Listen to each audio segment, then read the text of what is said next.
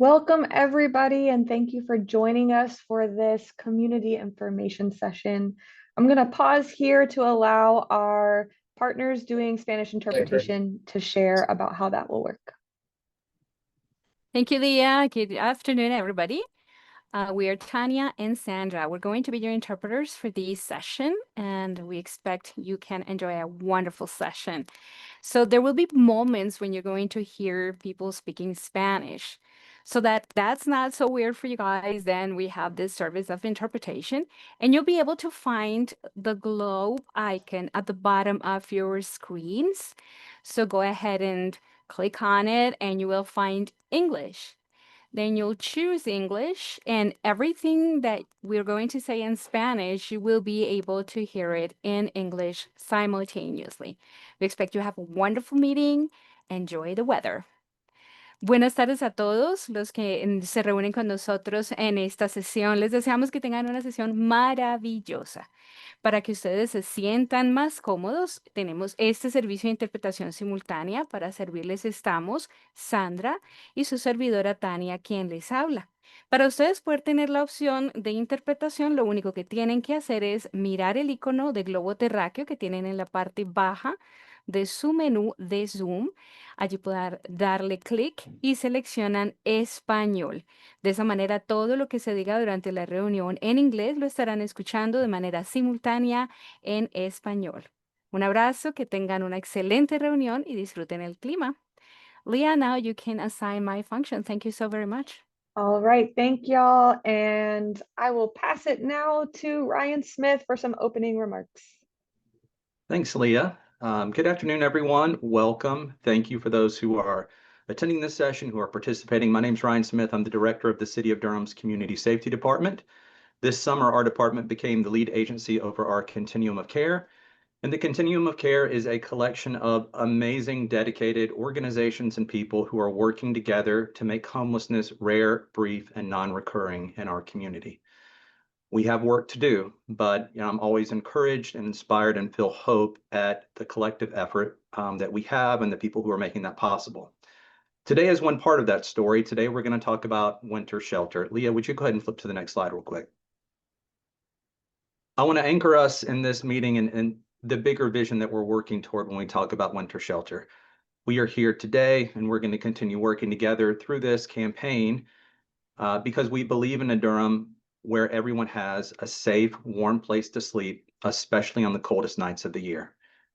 Today, you're going to hear about the work that we have been making, the progress toward that. I want to say at the outset that we are not there yet. We are not yet the Durham that we hope and aspire to be, where all of our neighbors have a safe, warm place to sleep. But I'm also encouraged to report that through a bunch of collaboration and collective efforts with amazing nonprofits providers, with our faith community and others, that we've made real progress this year. Today, you're going to hear about kind of where we stand today, the partners at the table who are making amazing things happen. You'll hear about all of our white flag current plans. And you're also going to hear toward the end about there is a role for everyone to play in this work, a new campaign that we are launching called the 100 Days of Warmth that creates ways for everyone in Durham, because it will take all of us contributing in different ways to come together to realize this vision. And we're excited about that campaign, excited about the possibility of it, and excited as we continue to make progress together. You want to go back to the agenda real quickly. So after we pause for a moment of silence, again, you're going to get an update on our current white flag plans. You'll hear from various partners and get to ask questions about the current offerings that we have. And then we'll spend some time talking about, again, as I mentioned, a new campaign that we've launched, the 100 Days of Warmth, and how this creates a way for everyone in our community to contribute. Because if we're going to realize that vision, if we're going to realize the broader vision of creating a Durham where homelessness is truly rare, brief, and non-recurring, it is going to require that we continue to find ways to work together in new ways, to collaborate, and that we each find ways to contribute in this moment. So I'm excited for this time together. Appreciate you being here. I want to let you know that we are recording this. We're also going to make this available for people who were not able to attend today's session. And Leah, I will turn it over to you. Thank you. Thank you, Ryan. I am Leah Gladlin. I work here at the Durham Community Safety Department and I'm coordinating some of our white flag efforts. Thank you all for joining us today. Before we get started, we are going to take just a moment of silence to remember all of our neighbors who have not made it through past winters, who have died while experiencing homelessness, or all of us who have lost folks during this troubling time. We do this because we remember that the reason we are here, the reason we are focused on creating warm places to stay is because it really is life and death to get people inside and in a warm and safe place. So if you'll please join me in taking just a brief moment of silence to remember those neighbors who have died this year.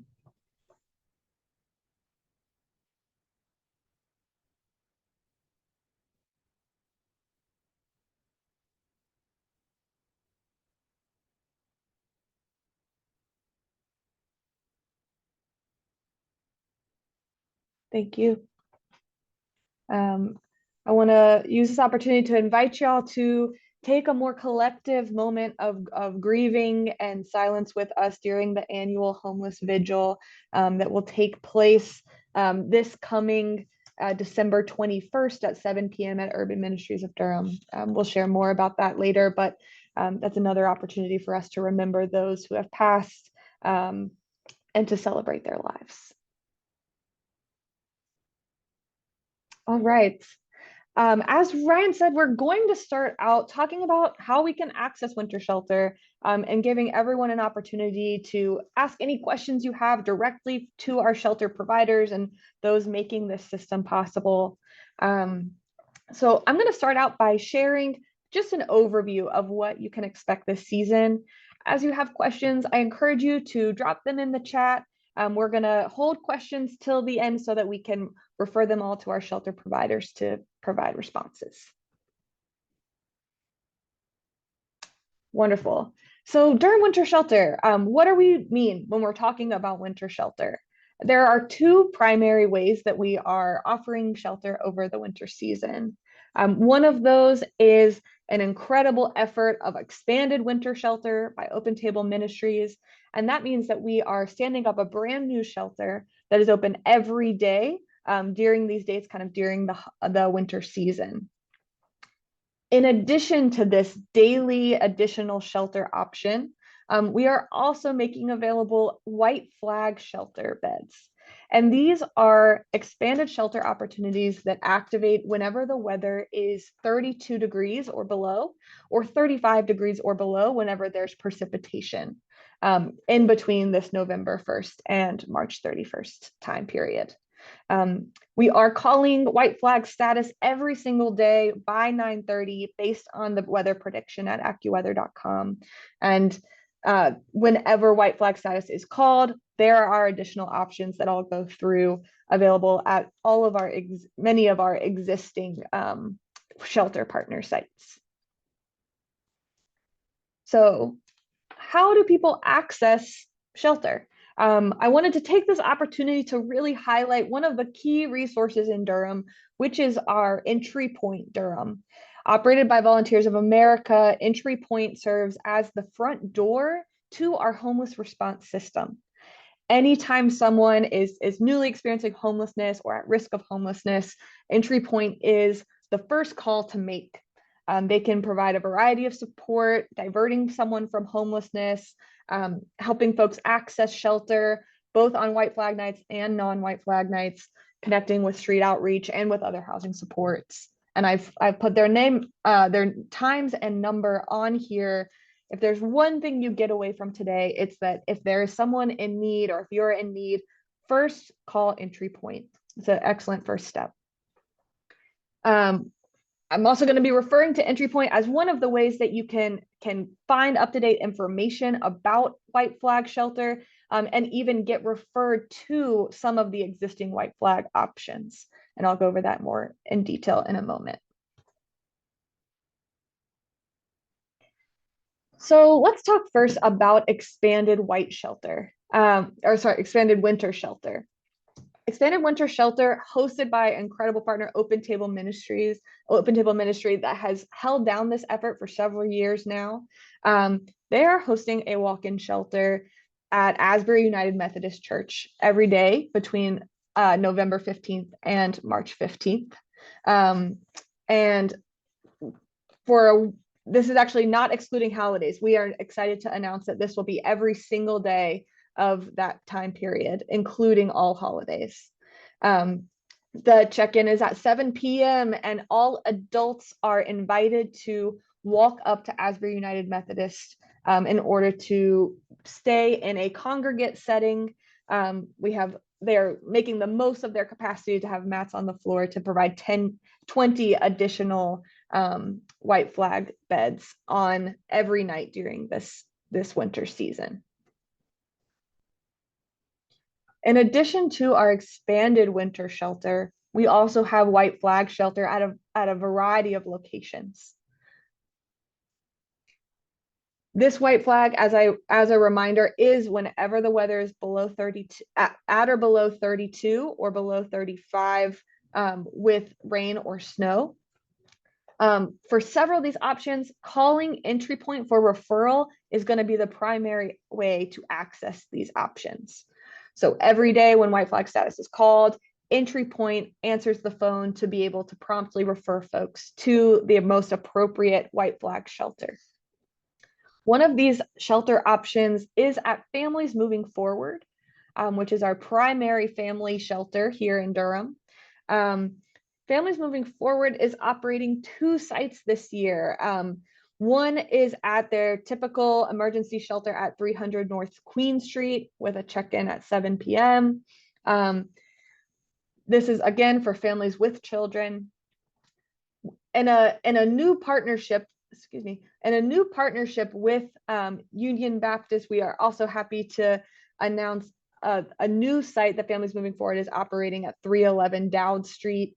That's the old Global Scholars Academy in their gymnasium, and that has been newly opened as of yesterday and is adding 52 new beds for families with children to our community's offering on white flag nights. Families Moving Forward has been an incredible partner in pushing this effort forward, knowing that there are never enough shelter opportunities for our families with children. So excited to share about this new offering. In addition to Families Moving Forward, we also have a partnership with the Durham Crisis Response Center, which offers a shelter specifically for those who are fleeing domestic violence, human trafficking, or sexual assault. That location and details are secure and confidential for obvious reasons, but that referrals to those beds on white flag nights are also triaged through entry point.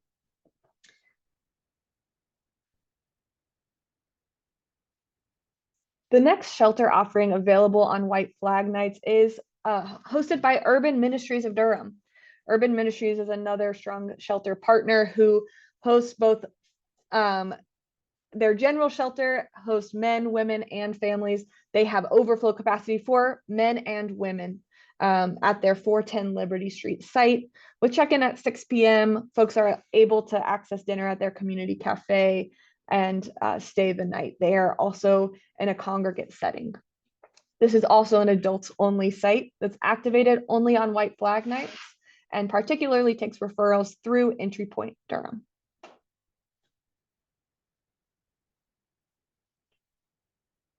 Another partner here in this effort is, of course, Durham Rescue Mission. The Rescue Mission activates on white flag nights, overflow space on both their women's shelter and men's shelter.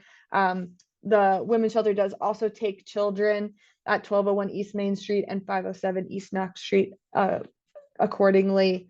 And these are all walk-in, so no referral needed. Families and individuals can walk into the site to be onboarded into their white flag beds for the evening. I am just resharing below. Thank you. Yes, the women's site opens at 5 p.m. Thank you, Steve. Resending information below about calling Entry Point as a wonderful first step. You can also call the Durham Rescue Mission number to ask additional questions about eligibility and access to their white flag sites as well as their program. So as you can see, we have an incredible effort of folks who are trying to make as many beds possible here on cold weather nights. But it can be still a little confusing about kind of what that means and how to access them.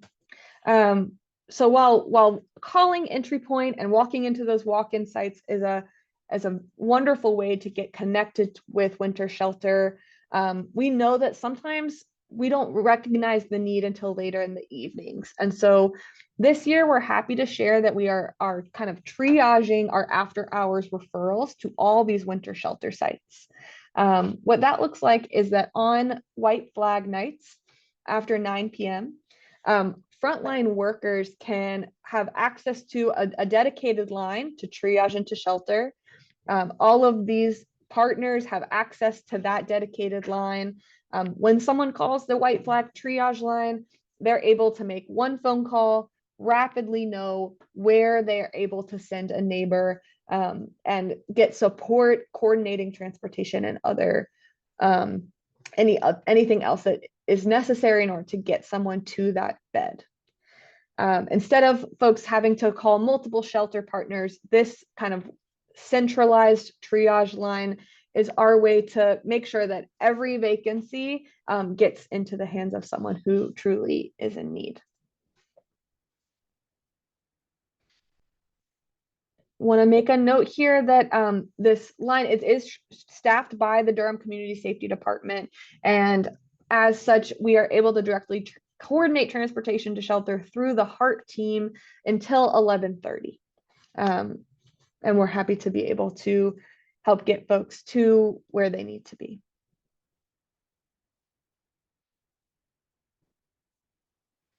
When there are moments where folks are not able to access shelter, whether because they are ineligible or because they are not interested or willing, we want to make sure that folks stay as safe as possible while staying outdoors.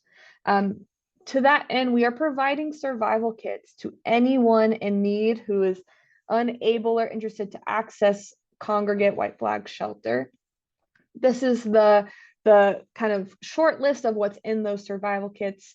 Those are available 24/7 on white flag nights for pickup either by the HART team or at every white flag shelter site within the COC.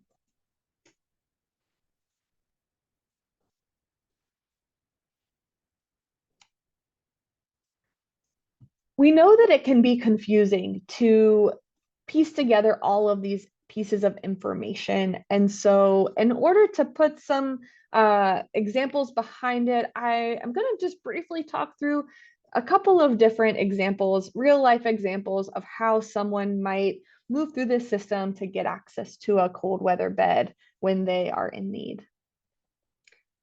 We can refer to these with your questions in a moment when we refer to our shelter partners for some Q&A. The first example is we have a neighbor who presents at Asbury United Methodist Church. Let's say it's 10 p.m., so it's after entry point has closed, and it's a white flag night. It's below 32. It's 32 or below, or 35 or below with precipitation. Let's say open table, they have no more beds available, and so they call the white flag triage line. One option is that this triage line could screen the neighbor for vacancy at all other shelters, including Urban Ministries. If there is a bed available at Urban Ministries, the triage line could coordinate directly with HART in order to transport that neighbor from one site to the other. An example of how we're trying to make sure that there is no wrong door when somebody presents for shelter. A second example is if anybody is walking down the street, it's after work, and someone approaches you and asks for support with a hotel room. You may not have money to offer, but we now have a live site on the city website, durhamnc.gov/winter shelter, where you can check to see if tonight is a white flag night. If it is a white flag night, there's all the information there to refer someone to shelter. It could be that you call Entry Point Durham with that neighbor right then and there, get someone screened for a white flag bed, and give instructions for them to arrive at Urban Ministries for dinner and then a warm night's sleep that evening.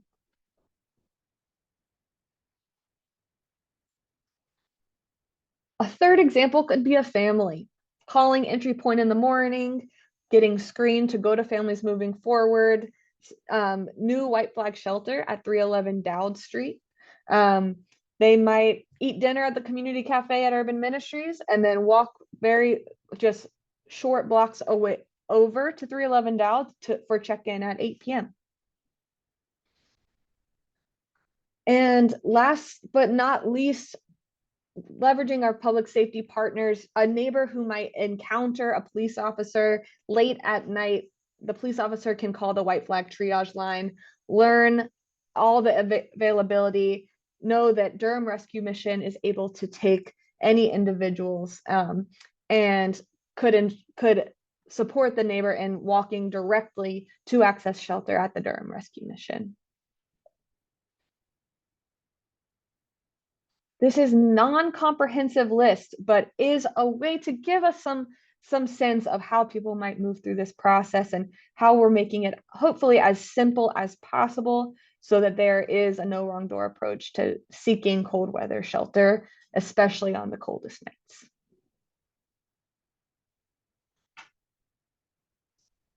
At this time, I'm gonna invite any questions in the chat or otherwise, and then we'll tag some of our shelter partners to add any additional information about your site or answer any questions asked.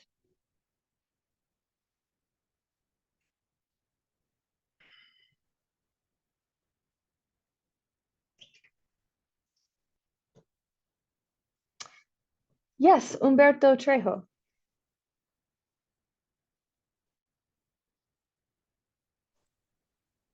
Hola, buenas tardes por la invitación. Muchísimas gracias, Hi, good María. afternoon. Thank you for the invitation. Thank you, Maria, for sending me the invitation to this meeting. I have a question for Hearts. ¿Cómo le hacemos para comunicarnos con ellos? How Porque yo en can varias we ocasiones he contact querido comunicarme Hearts? con Because Hearts, oftentimes I've pero wanted to reach out to them. I send them a no message, me lo regresan. and sadly they never Entonces, respond ¿cómo le hacemos back. para hablar con Is ellos? there like an actual direct number to call them, or how should we do it to reach out to them? That's a great question, Mr. Trejo. Thank you so much. I am happy to share more about the HEART team. Currently, the only way to access a HEART crisis team is through 911 or the non-emergency number. Both of those numbers can connect you directly with a HEART team during our operating hours, which are more or less 9 a.m. to 11:30 p.m. with some units starting at 6. I'd be happy to follow up if you have reached out and had trouble getting a contact back. You can reach out to me directly and we can troubleshoot that. But for the most part, as long as there's a unit available, that is the best way to access a HEART team. Please know that it is the 911 call taker's discretion. So they are going to make they're going to dispatch the team most suited for the type of call it is.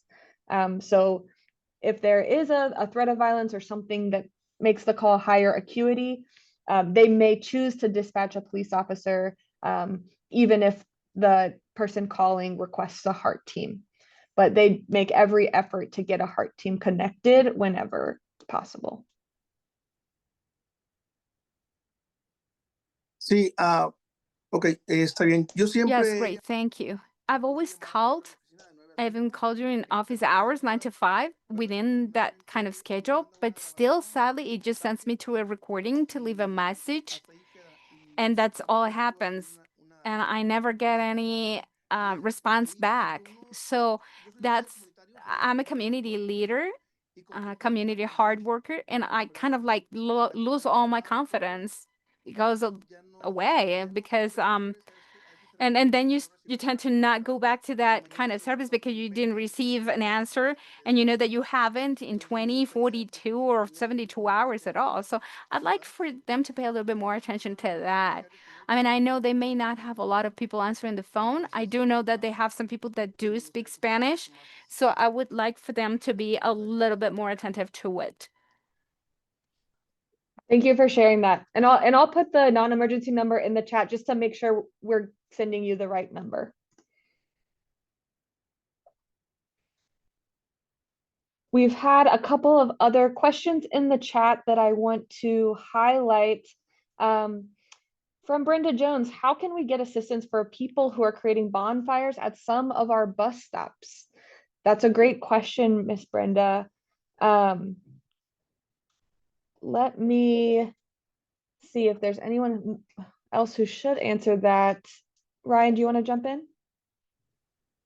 Sure. And Brenda, one thing that I would suggest is if you want to let us know the bus stops, we could send street outreach. We now have a street outreach team that we can send out to meet neighbors who may be unsheltered, to provide support and assistance to make sure they're aware of the shelter options that we have named here. So that's probably the first thing that I would suggest is if there are specific locations that you have in mind where you're concerned about folks, if you could share that with us, and that could be, after this call, reaching out to Leah to provide the location of the bus stops. We could have street outreach go out to meet with those neighbors to offer assistance, to understand what their needs are. So that's probably the first step. I did send an email last week. I'm not sure if anybody received it, but after this call, I can send you the I can forward that email that I initially sent, and then with the two locations. They continue to burn these stops, and just recently, I think the other night too. So. Great, thank you. I'll make sure that we reply to that email, and we'll follow up with those locations. So thanks for flagging that.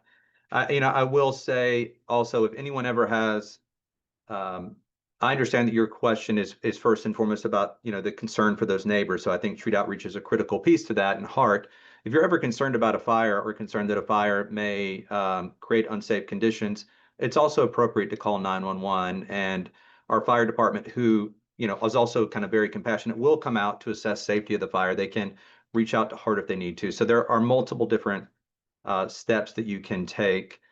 So I just wanted to flag that, but I'll make sure that we reply to that email. Thank you, Brenda, and we'll get out to those bus stops. So appreciate it.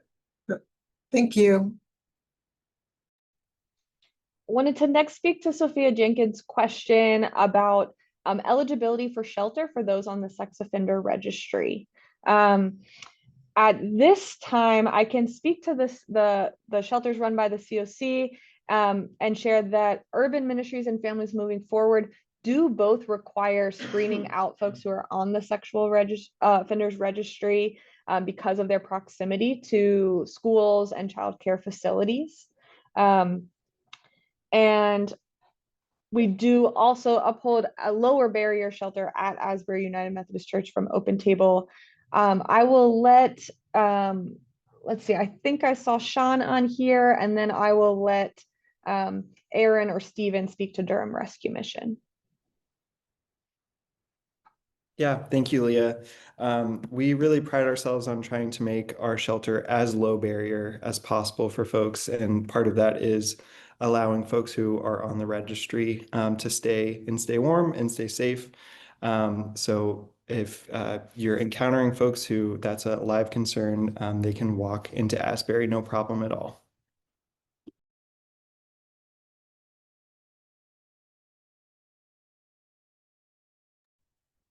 Wonderful. Steve, would you be able to speak to the Durham Rescue Mission?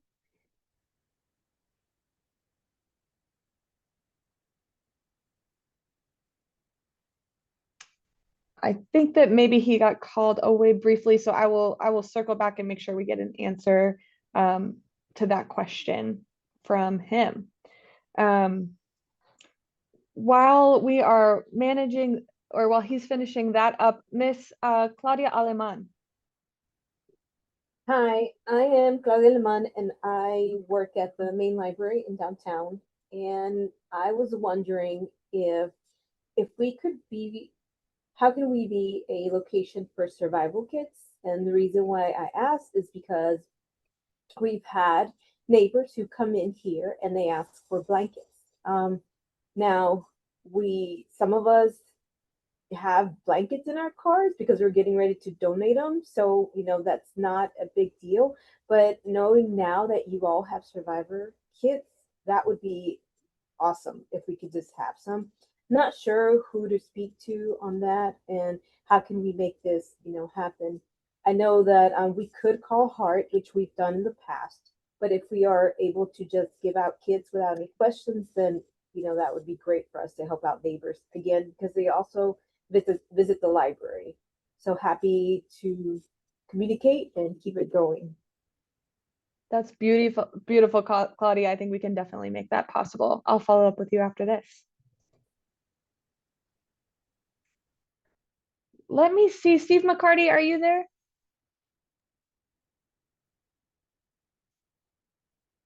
No. Okay. Nope. No problem. Any other? Oh, yes. Okay. Amisha Gray, just to confirm, patients that come to the Duke Regional Hospital ED after 9 p.m., we should contact entry point and the Heart team will provide transportation to shelters. Clarification. After 9 p.m., you should call the white flag triage line. And that number is available only to frontline workers. So it should have gone through ED channels to get to everyone. But Amisha, if you want to direct message or send me your email, I can make sure that you receive that number and instructions to make after hours referrals. And the Heart team can provide transportation at least until 11:30 p.m. The shelter, thank you, Liz Petzold, for your question about the shelter options on non-white flag nights. I think I will let the shelters or maybe entry point directly answer that question. Nicole, are you on here? Yes, I'm on. Beautiful. Would you mind answering this wonderful question from Liz? And the question was, what are the shelter options available on non-white flag nights? So on the non-white flag nights, the options would be Open Table Ministries, which is Asbury Church, which is first come, first serve, and they have 25 cots, and that is going on until March 15th. And then if there is beds available at the shelter and they're on our priority list, they would be called to do an intake the day, usually a couple days after they get on the list, and then we'll let them know when to be there for intake.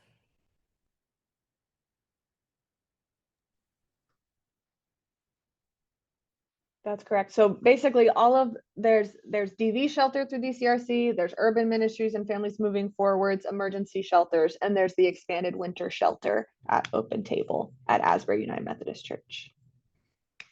Leah, can you hear me now? Yes. There we go. I'm not the most tech savvy guy, so thank you, Aaron.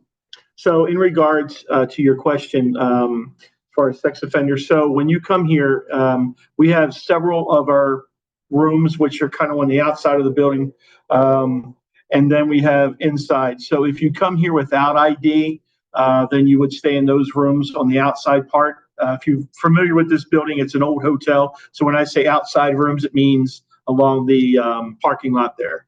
Because we also house people in the library as well. So in order to come in the building, you must have ID with you, but we do allow those individuals just specifically for white flag, if they are sex offenders to come in here.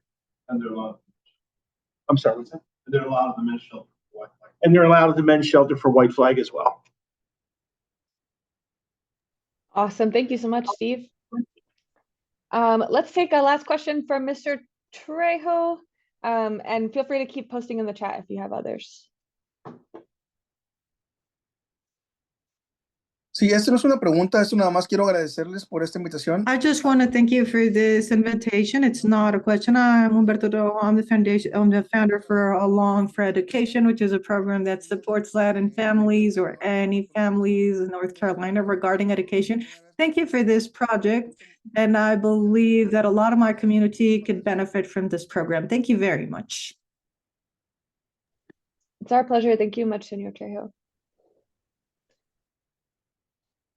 Any other final questions? Oh, ID requirements, specifically open table. A lot of our patrons do not have an ID. My understanding, and please everyone jump in if I'm incorrect, is that an ID is not required to access White Flag Shelter, period. Can I get a thumbs up from everyone for that? Yes.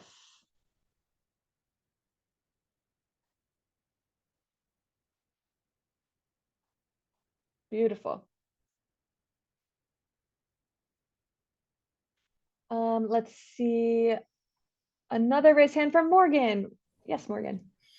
Thanks, Leah. Hi, everybody. I just wanted to do a quick plug. This is true for all of you, but particularly shelters. If any of you are interested in having naloxone or Narcan on site to have in case of emergency, in case there's an overdose on site, or if you just want to have naloxone to give out to people accessing your services, you can reach out to me. Also, I should have said this at the beginning. I'm Morgan Culver. I'm here at Durham County Public Health, and I'm our harm reduction coordinator. So we have lots of free naloxone that the whole purpose of it is to get it out to people at risk of overdose. So please reach out to me. I'll put my email in the chat. And again, specifically for anybody sheltering folks, but also open to anybody. If you want naloxone training for your staff, how to recognize and respond to overdose, that's something else I do. So you can reach out to me for that as well. That's beautiful. Thank you so much, Morgan, and for the work y'all are doing to keep people safe. Okay. Never too late for questions. Please continue posting in the chat. But at this time, yes, to Justin Kretschmar in the chat. If you are on this call and you are a frontline worker, you work at a hospital, or you're engaging after hours with anyone in need of shelter, please feel free to reach out to me directly, and I will make sure that you get the information for after hours referrals. At this time, we're going to pivot just a little bit to talk about how you and your community members can support this winter shelter effort. I will pass it over to Ryan. Thanks, Leah. Leah, I just want to note there was one other question. I don't know that you answered it. Is there an email address I can use to ask more questions? Could you share that, or will that be at the end?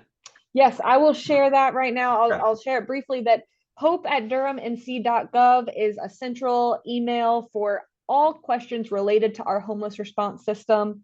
Anything regarding White Flag specifically can also be sent to me. I will put both of those emails in the chat right now. Great.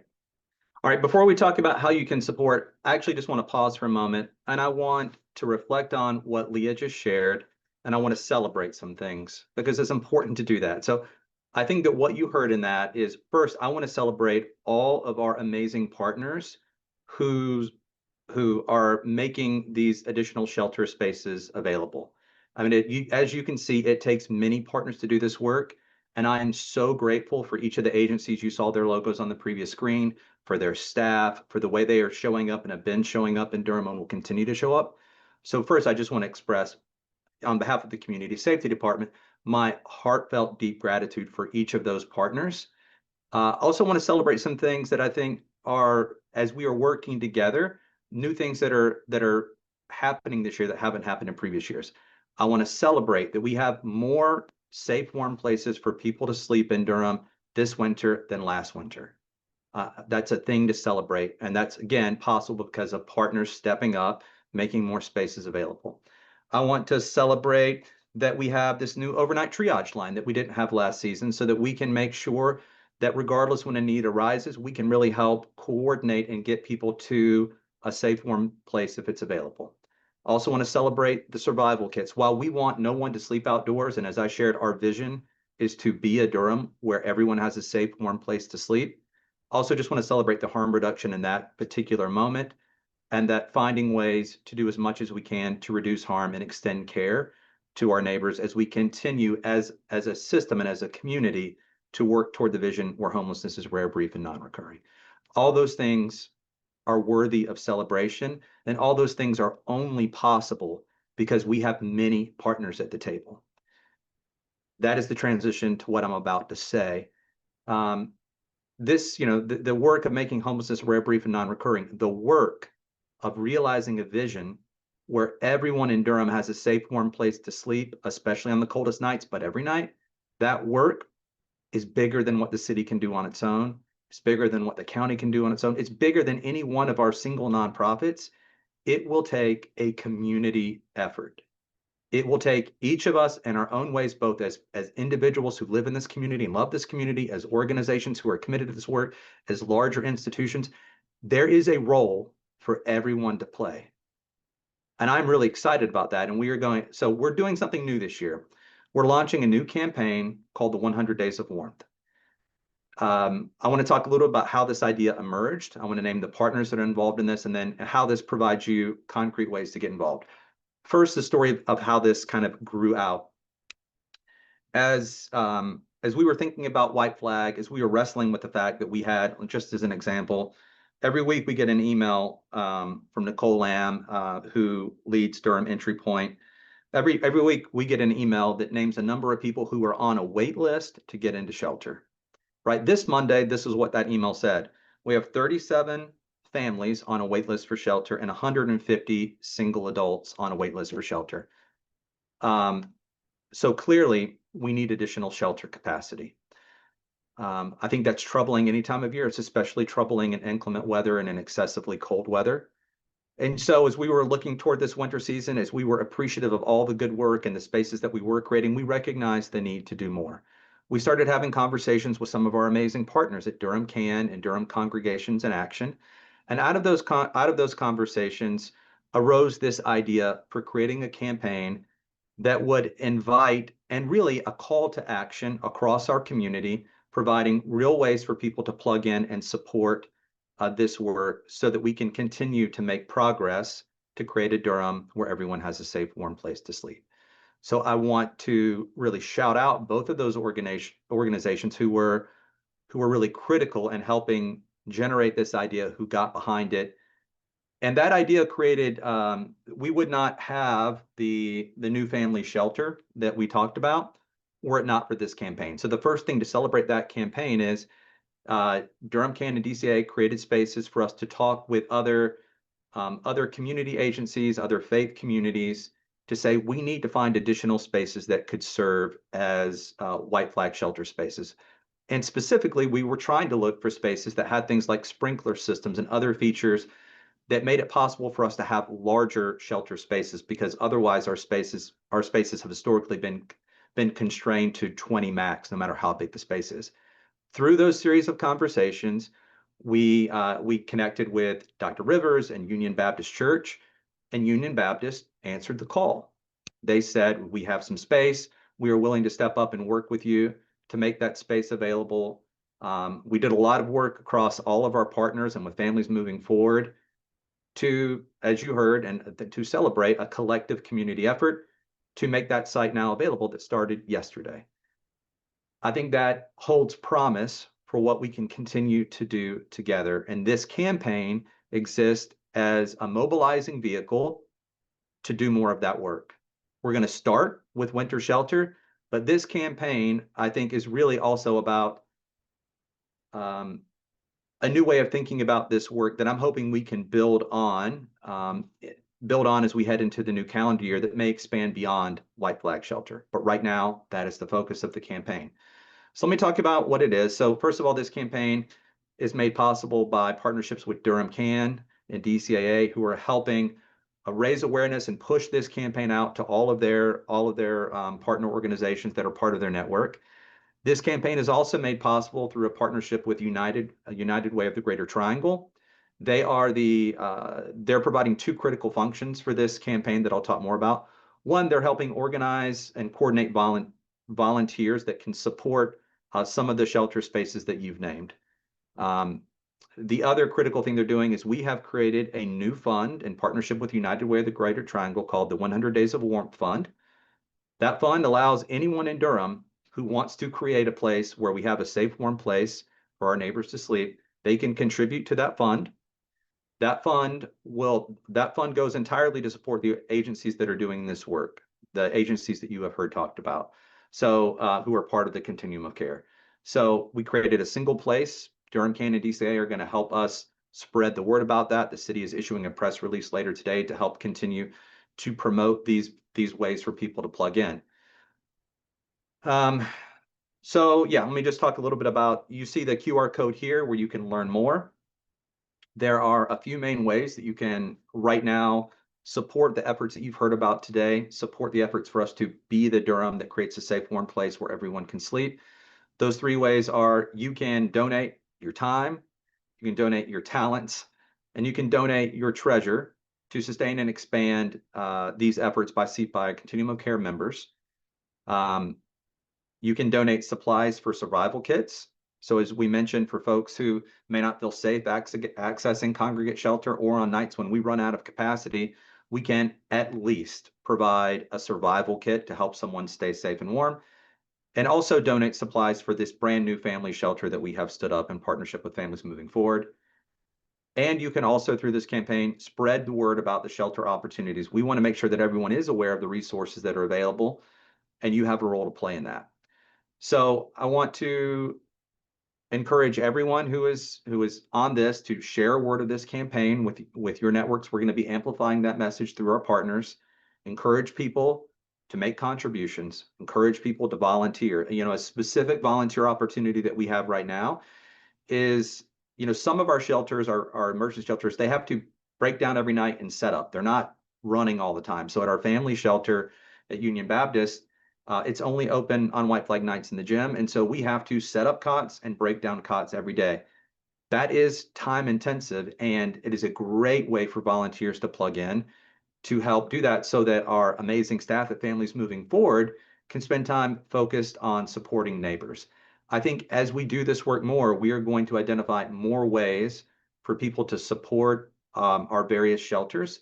But that is a very first concrete opportunity. And again, thanks to our partners at United Way, who can help coordinate that effort all through this campaign. Go to the QR code to learn more. Yeah, let me pause. Let's see, maybe next slide. Leah, I'm trying to think, are there important points you think that I haven't touched on yet? I do want to create an opportunity. Again, you see here some of our partners who are making this possible: Durham Can, DCAA, United Way. I think and hope that they're on the call and may be able to also share some comments if they would like. Leah, I didn't look to see who all's here, but I'm really excited about this effort. I'm so grateful for our partners who are making it possible. I'm grateful for the ways that this can help us work toward a vision that we have not yet realized, but I believe that we can. So, Leah, back to you. I know Crystal for sure is here. Crystal, do you want to share anything about what led United Way to join this effort?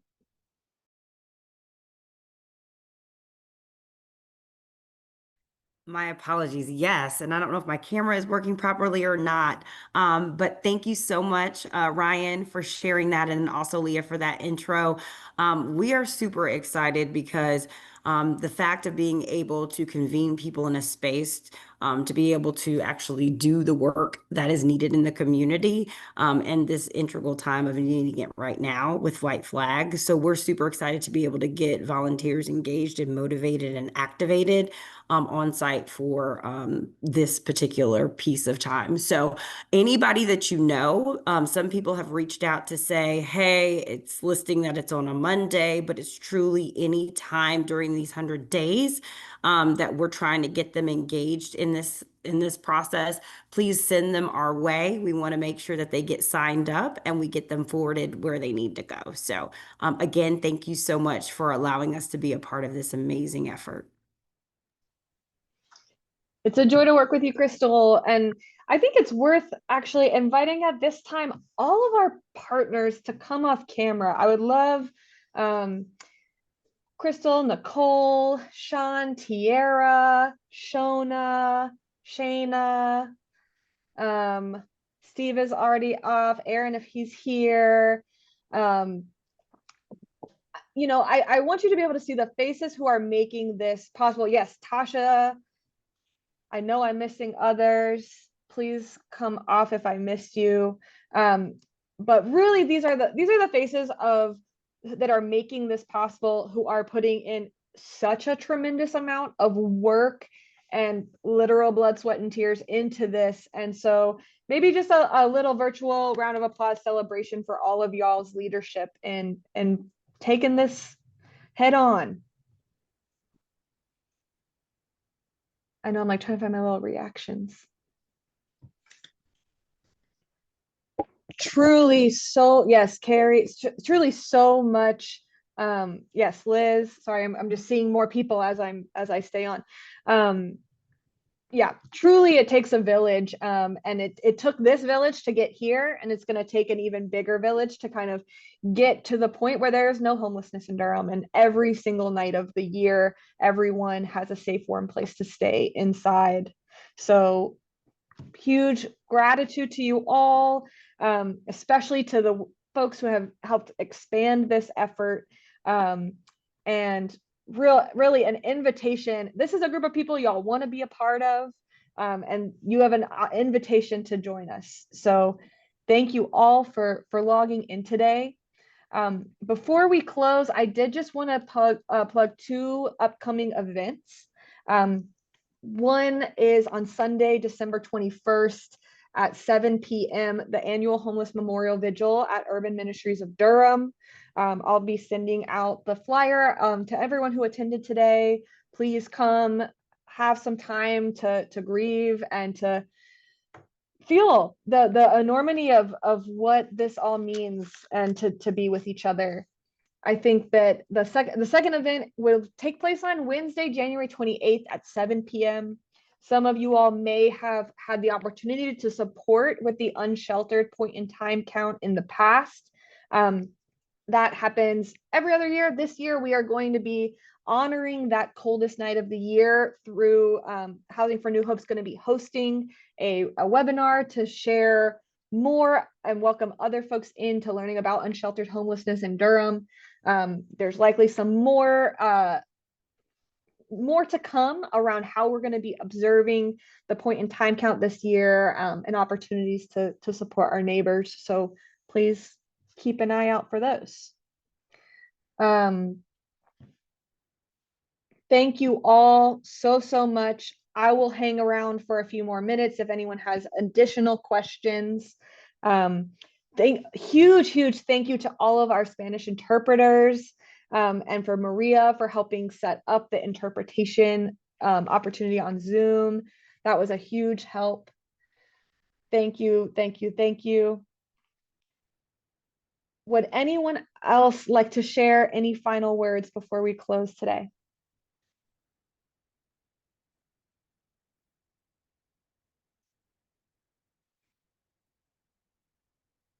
All right, with that, please have a wonderful day, you all, and stay warm out there. Leah, thank you for organizing this space. I appreciate it. Thank you so much. Thank you. Thank you, everyone. Thank you. Thank you.